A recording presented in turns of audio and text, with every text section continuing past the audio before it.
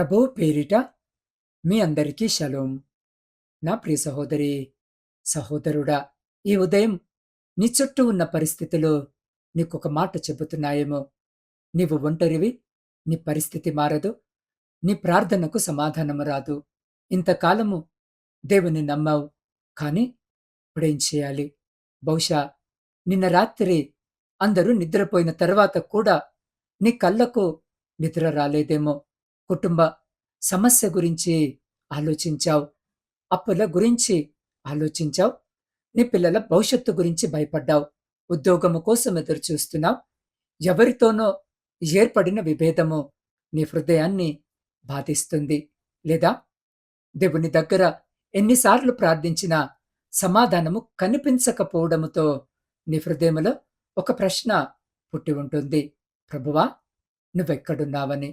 ఈ ఉదయం మార్కు సువార్త 6వ అధ్యాయము ఈ వాక్యము వినుచున్న నీతో ఒక గొప్ప సత్యాన్ని సెలవిస్తుంది. నీకు దేవుడు కనిపించకపోయినా ఆయన నిన్ను చూస్తున్నాడు.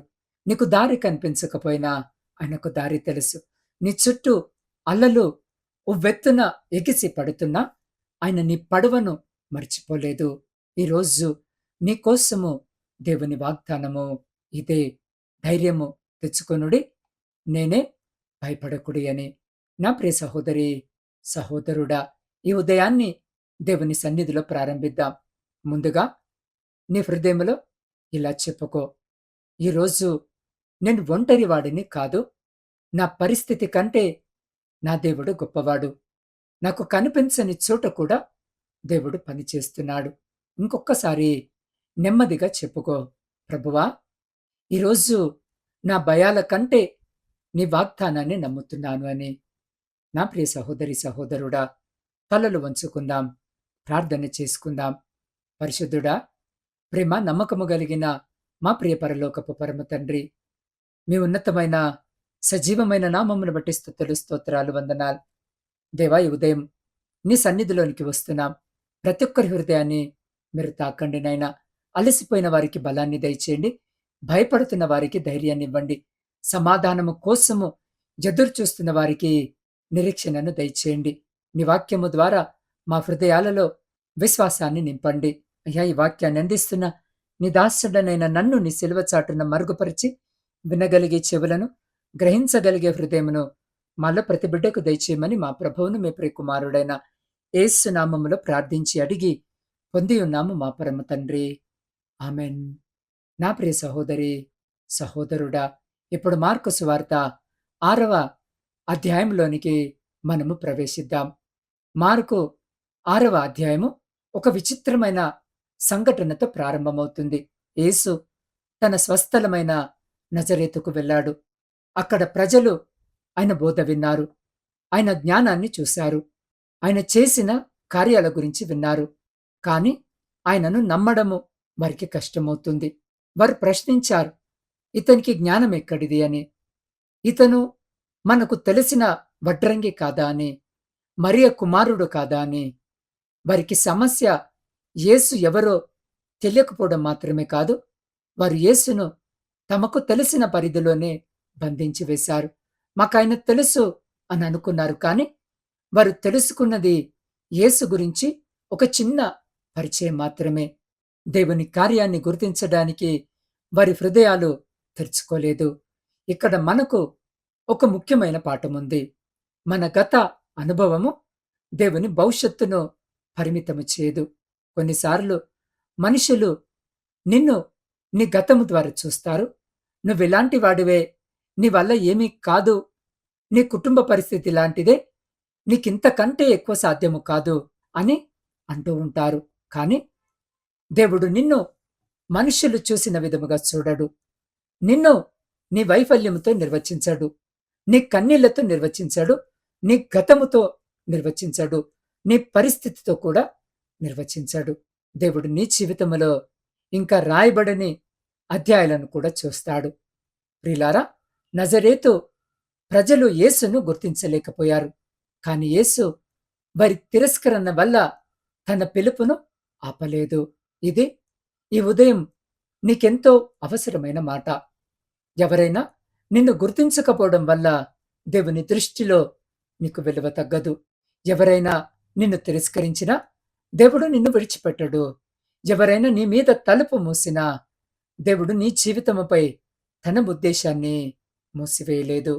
నా ప్రియ సహోదరి, సహోదరుడా, తర్వాత యేసు తన 12 మంది శిష్యులను ఇద్దరిద్దరుగా పంపించాడు. వారికి సేవ చేయమని ఆజ్ఞ ఇచ్చాడు. వారికి అవసరమైన సూచనలిచ్చాడు. వారిని పంపించాడు.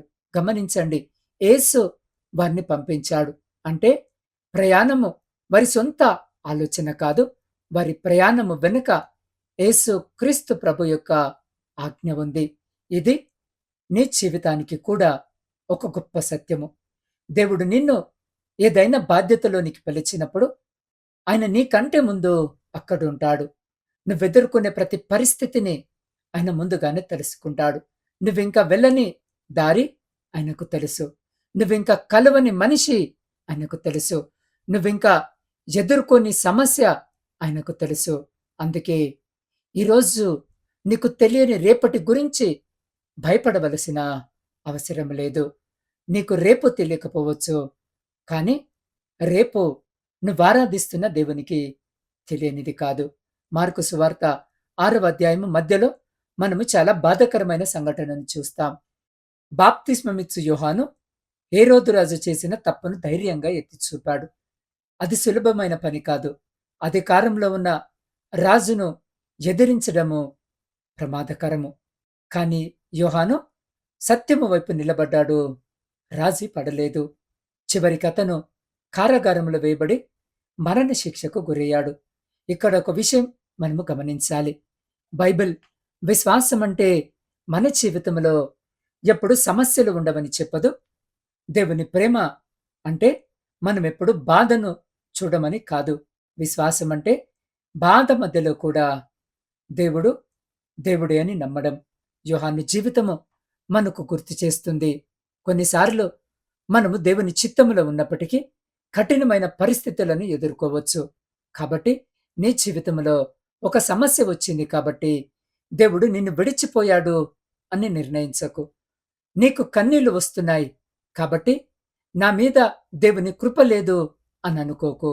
నీ ప్రార్థనకు వెంటనే సమాధానము రాలేదు కాబట్టి దేవుడు వినడము లేదు అని తేల్చకు.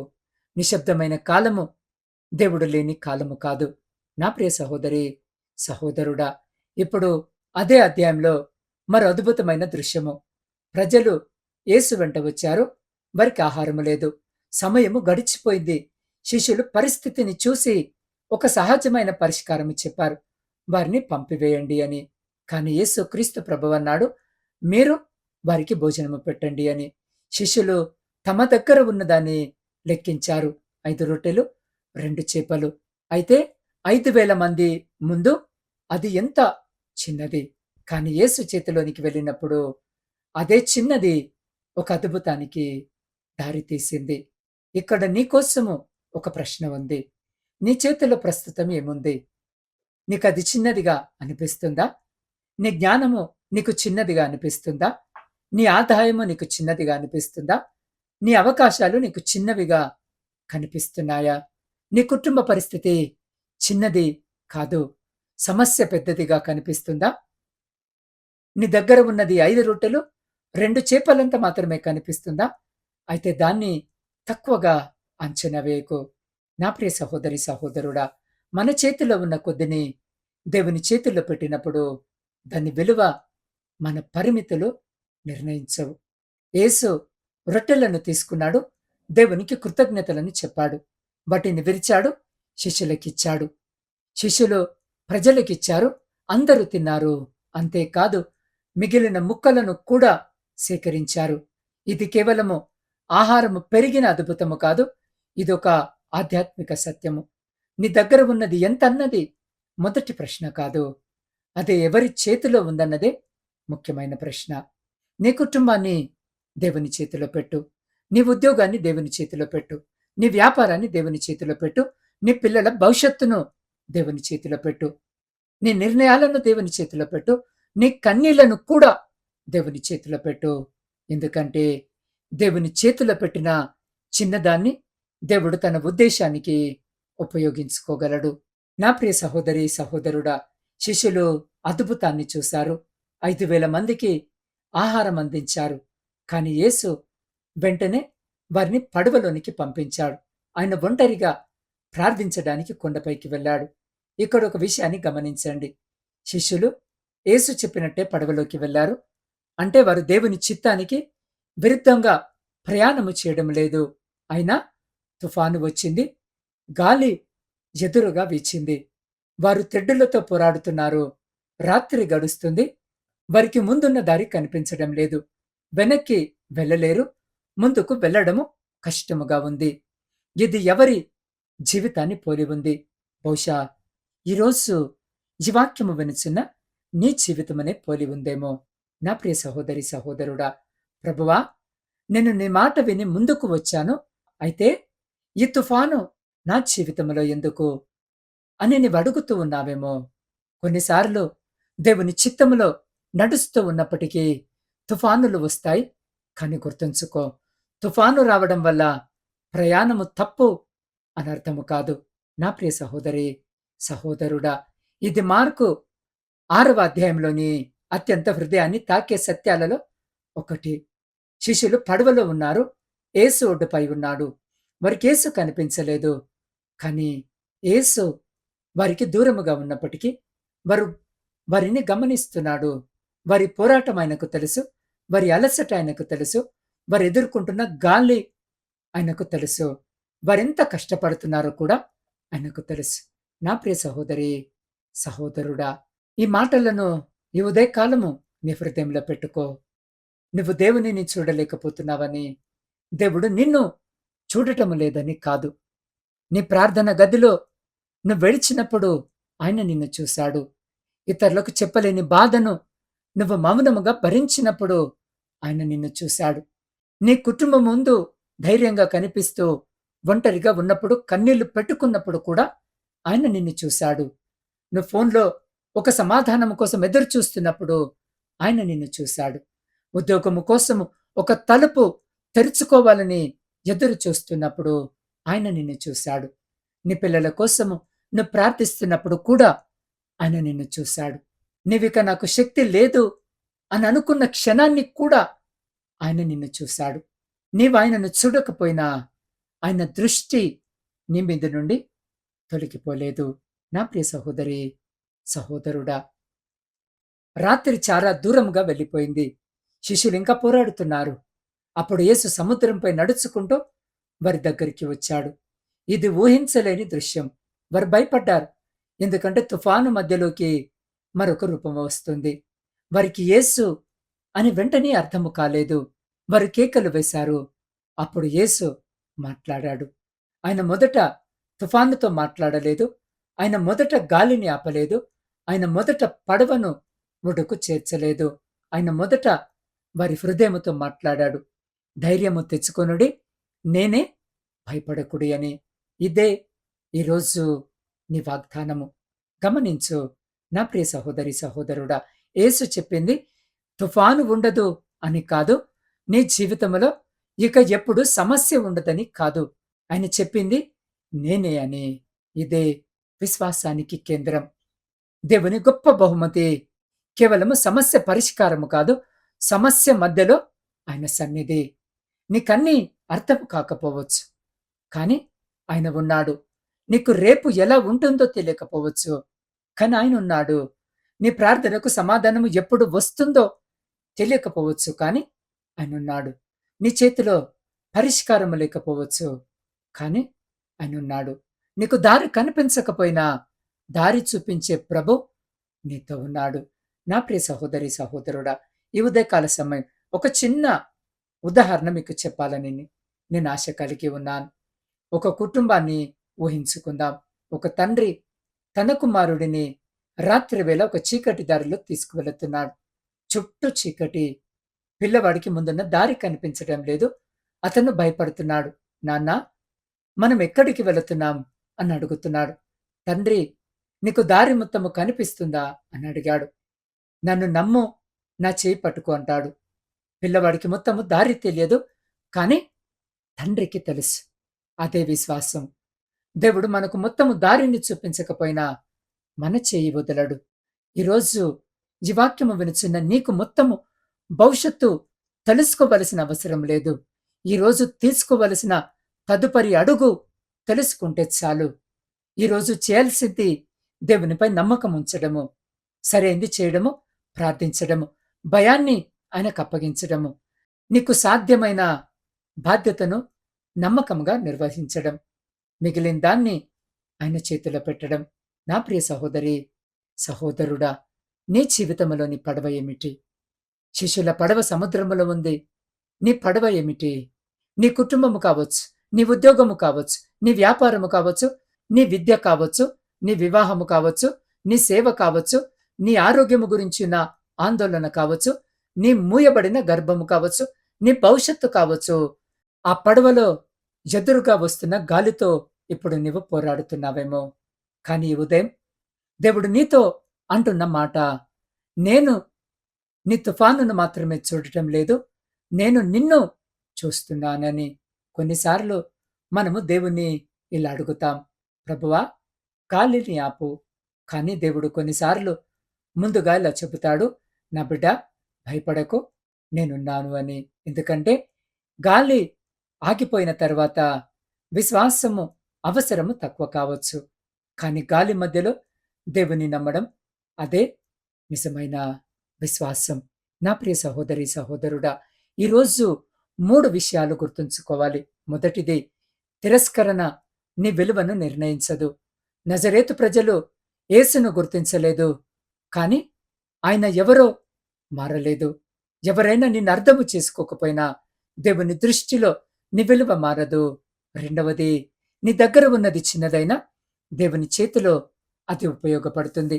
5 రొట్టెలు 2 చేపలు చాలా తక్కువ, కానీ యేసు చేతిలో అది 10,000 మందికి ఆహారమైంది. కాబట్టి నీ ప్రతిభను తక్కువగా చూడకు, నీ సమయాన్ని తక్కువగా చూడకు, నీ ప్రార్థనను తక్కువగా చూడకు, నీ చిన్న విధేయతను తక్కువగా చూడకు. మూడవది, నీకు దేవుడు కనిపించని సమయంలో కూడా ఆయన నిన్ను చూస్తున్నాడు. శిష్యులకు యేసు కనిపించలేదు, యేసుకు శిష్యులు కనిపించారు. ఈరోజు నీకు గుర్తుండాల్సిన మాట ఇదే. నీ దృష్టి పరిమితము కావచ్చు, కానీ దేవుని దృష్టి పరిమితము కాదు. ఇప్పుడు నీ కోసము ఒక చిన్న విశ్వాస ప్రకటన. నీ కళ్ళు మూసుకొని సాధ్యమైతే నెమ్మదిగా నా వెంట ఈ మాటలు పలుకు. ఈరోజు నేను భయానికి బానిసను కాదు. నా పరిస్థితి నా భవిష్యత్తుని నిర్ణయించదు. నా గతము నా విలువను నిర్ణయించదు. నాకు దారి కనిపించకపోయినా నా దేవునికి దారి తెలుసు. నా చేతిలో ఉన్నది చిన్నదైనా దాన్ని దేవుని చేతిలో పెడుతున్నాను. నా కుటుంబాన్ని ఆయనకు అప్పగిస్తున్నాను. నా అవసరాలను ఆయనకు అప్పగిస్తున్నాను. నా భవిష్యత్తును ఆయన చేతిలో ఉంచుతున్నాను. నా ప్రార్థనకు సమాధానము ఆలస్యమైన దేవుని నమ్మకత్వాన్ని అవమానించను. తుఫాను మధ్యలో కూడా నేను ఒంటరివాడిని కాదు, నా ప్రభు నాతో ఉన్నాడు. ఆయన నా భయముతో మాట్లాడుతున్నాడు. ధైర్యము తెచ్చుకో, నేనే అని అంటున్నాడు. కాబట్టి నేను భయపడను, నేను విశ్వాసముతో ముందుకు సాగుతాను అనే మాటలు ధైర్యంగా నీ హృదయంలో చెప్పుకో.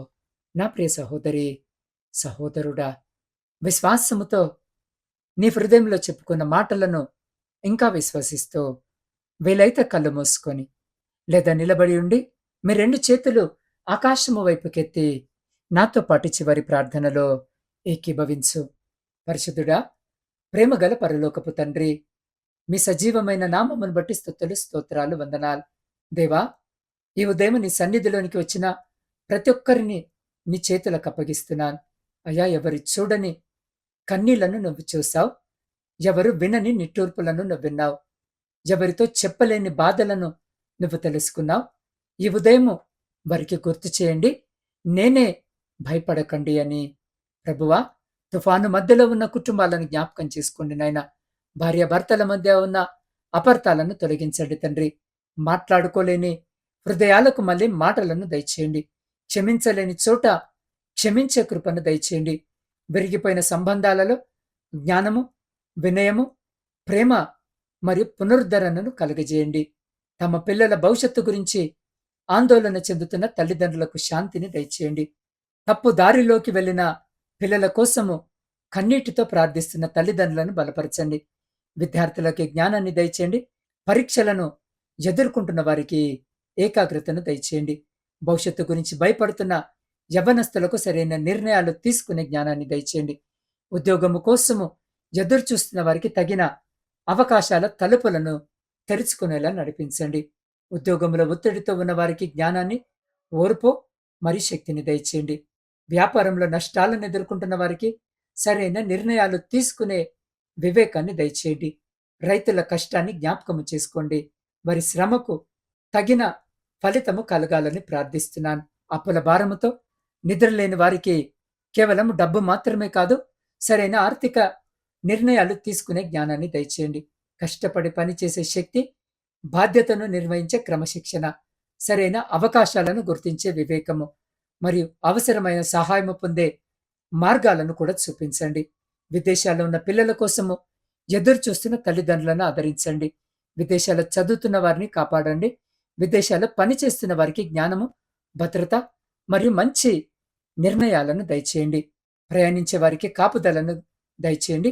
ఒంటరిగా జీవిస్తున్న వారికి నీ సన్నిధిని తోడుగా ఉంచండి. ఎవరు తనను పట్టించుకోవడం లేదని అనుకుంటున్న వ్యక్తికి నేను నిన్ను చూస్తున్నాను అని నీ ప్రేమను అనుభవింపజేయండి.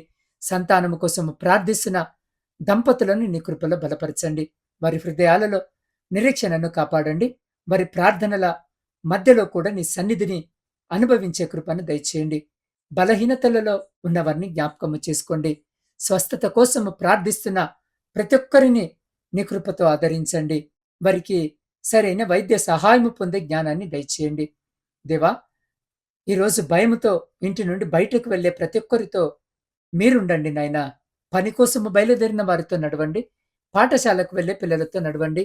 ఆసుపత్రిలో సేవ చేస్తున్న వారితో నడవండి. సమాజ సేవలో ఉన్న వారికి జ్ఞానాన్ని దయచేయండి. ప్రజలను కాపాడే సేవలో ఉన్న వారికి ధైర్యాన్ని దయచేయండి. బాధలో ఉన్న ప్రపంచంలోని ప్రజలను జ్ఞాపకము చేసుకోండి. యుద్ధ, హింస, ఆకలి, నిరాశ్రయత్వం మరియు అన్యాయంతో బాధపడుతున్న వారికి కరుణను చూపించండి. దేవా, ఈ ఉదయము మేము 5 రొట్టెలను 2 చేపలను నీ చేతిలో పెడుతున్నాం. మాకున్నది తక్కువగా అనిపించినా మేము దాన్ని నీకు సమర్పిస్తున్నాం. మా కుటుంబాలను జ్ఞాపకము చేసుకోండి. మా భవిష్యత్తుని జ్ఞాపకం చేసుకోండి. మాకు అర్థము కాకపోయినా నిన్ను నమ్మే హృదయాన్ని మాలో ప్రతి బిడ్డకు దయచేయండి. దేవా, ఈరోజు నా ఆత్మీయ కుటుంబ సభ్యులను జ్ఞాపకము చేసుకోండి. మరి ప్రతి అక్కర అవసరతను తీర్చి మీరే ఘనత, మహిమ, ప్రభావాలు పొందమని మా ప్రభువును మీ ప్రియకుమారుడైన యేసు శక్తి కలిగిన నామమున ప్రార్థించి స్తుతించి అడిగి పొంది ఉన్నాము మా పరమ తండ్రి. ఆమెన్. నా ప్రియ సహోదరి, సహోదరుడా, విన్న వాక్యము నీ హృదయానికి ఆశీర్వాదకరముగా అనిపిస్తే ఇప్పుడే ఈ వీడియోను లైక్ చేయండి. ప్రేమతో క్రింద ఉన్న కామెంట్ సెక్షన్లో ఆమెన్ అని కామెంట్ చేసి నా ఛానల్ని సబ్స్క్రైబ్ చేసుకోండి. ప్రియులారా, ఈ సందేశము మీతోనే ఆగిపోకుండా అక్కరలో కన్నీటితో ఉన్న కనీసము 3 లేదా మీ వాట్సాప్ స్టేటస్లో షేర్ చేసి దేవుని వాక్య పరిచర్యలో మీరు పాలిభాగస్తులు కావాలని కోరుకుంటున్నాను. మీకు ఇంకేమైనా ప్రార్థన అవసరాలు ఉన్నట్టయితే స్క్రీన్పై కనిపిస్తున్న నా వాట్సాప్ నంబర్కి మీ సందేశాలను పంపండి. లేదా నేరుగా ఫోన్ ద్వారా మీ సమస్యలను నాకు తెలియజేసినట్టయితే నేను మీ కొరకు కన్నీటితో ప్రార్థిస్తాను. రేపటి దినము మార్కు సువార్త 7వ అధ్యాయంలోని అద్భుతమైన సత్యాలను లోతుగా ధ్యానించబోతున్నాం. కాబట్టి రేపటి సందేశాన్ని అస్సలు మిస్ అవ్వకండి. అప్పటి వరకు దేవుని కృప, కాపుదల మీకు, మీ కుటుంబాలకు తోడయుండును గాక. ఆమెన్.